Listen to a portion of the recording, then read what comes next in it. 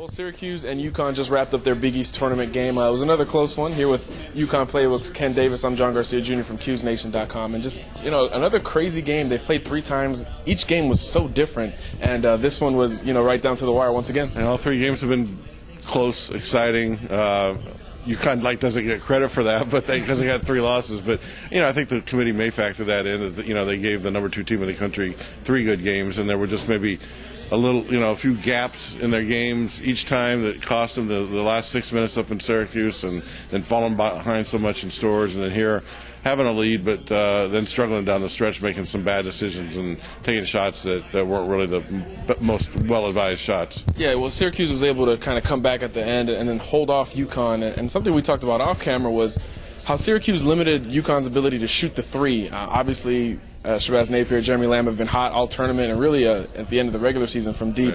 Right. What did you see from the zone besides it extending? Did you see them really focusing on Napier? Yeah, I think they focused a lot on Lamb, and then they focused probably more on Napier than they had because Shabazz had some good games here, and they both had high confidence. And Jeremy, has been up and down all year with the number of shots he's taken, and he only had 9 today. And I think he only took 2 shots down the stretch, like the last 10 or 12 minutes, and that's the big thing for UConn.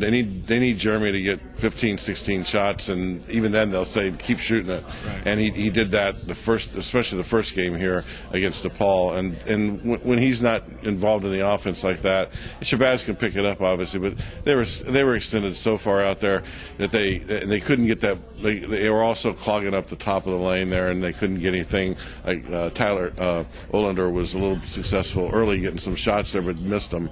And it was just the zone has always bothered UConn, and that I thought that was a big key.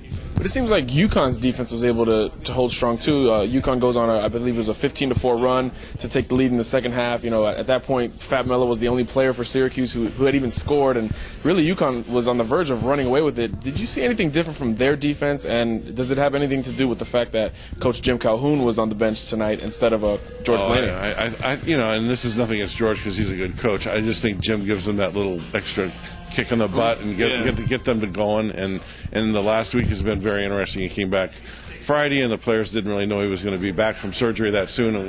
He had surgery on Monday, came to practice on Friday, and coached the Pitt game. And there was a lot of emotion in the last home game. And then they came down here, and they were a different team. They realized this is the postseason.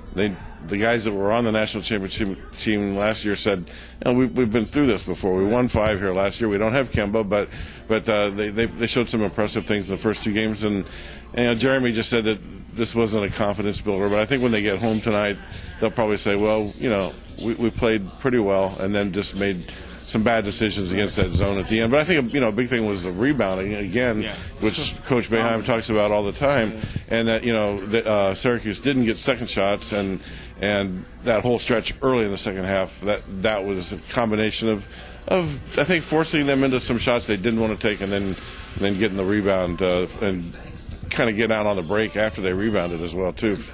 And then in the second half, when Syracuse stormed back, they did get the shots they wanted, and it was James Sutherland. Chris Joseph wasn't on, Scoop Jardine was off and on. Even C.J. Fair, who's been the most consistent player on the team, was really off today. Maybe it's because he didn't wear the headband, but James Sutherland, out of nowhere comes in and hits 2 big threes and a couple more big shots and some big free throws at the end. How much of a surprise was that? That was a surprise to me. I'm sure the coaching staff knew that he could do that, but looking at the stat sheet, I don't think he's done that since the Albany game? I think he had 2 3-pointers. The knock on Sutherland was that if you're not playing U-Albany or Long Beach State, that he wasn't going to hit some big shots, but he obviously bucked the trend. He would have a few games with 1 3-pointer, but not multiple. And so, when he hit the first one, I said, I didn't really expect him to take that. And then the second one, he was wide open and he had confidence and he hit it. So those were 2 big shots. Right. And then, even though he kind of kick-started it at the end, really the consistent guy was Dion Waiters.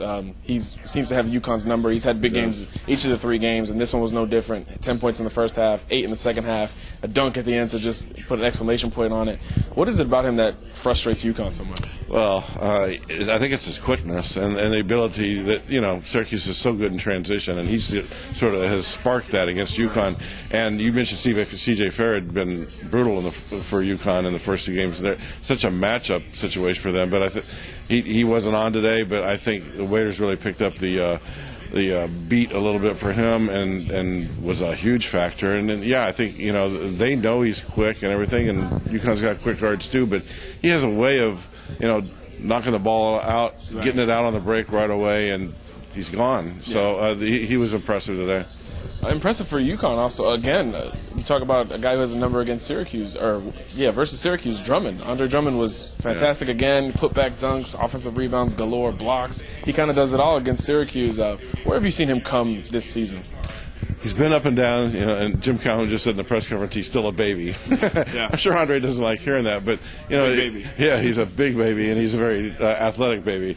But he's got a lot of talent. He needs to learn. They keep saying he has to work harder and work harder, and I don't think he understood his role a lot earlier. Alex Oriaki and him, he was kind of coming in and taking Alex's role, and they both had to make some adjustments to that. Now I think they feel a little bit more comfortable, and I think since Calhoun has come back, Jim has been able to really focus in on each guy, and I saw him do it with Ryan Boatwright, and Boatwright kind of struggled against DePaul because he's a Chicago kid in the regular season. And I saw him call over Ryan at practice on Monday and say, you're going to play better. And you hear your coach say that, it's a lot of confidence, and I think he's done with Andre. Andre played a big defensive role against West Virginia on Wednesday. Yeah, whatever day it is. Wednesday. And today he was there for boards, and he was there for putbacks, including that one giant slam dunk off the rebound, which we were just asking him what that felt like, because guys that can't jump don't know what that experience is. We don't know what that's like. He's in Madison Square Garden, where he's going to be making money someday for whatever team he plays for, probably next season. But yeah, I mean that was a big moment for him. So another tough game between Syracuse and UConn, another nail-biter. The crowd at Madison Square Garden was in it really on both sides. You usually expect that pro-orange crowd. It was really seemingly 50-50 at times. Obviously, the runs have a lot to do with it. But Syracuse is going to move forward. It looks like UConn's going to get that NCAA tournament bid.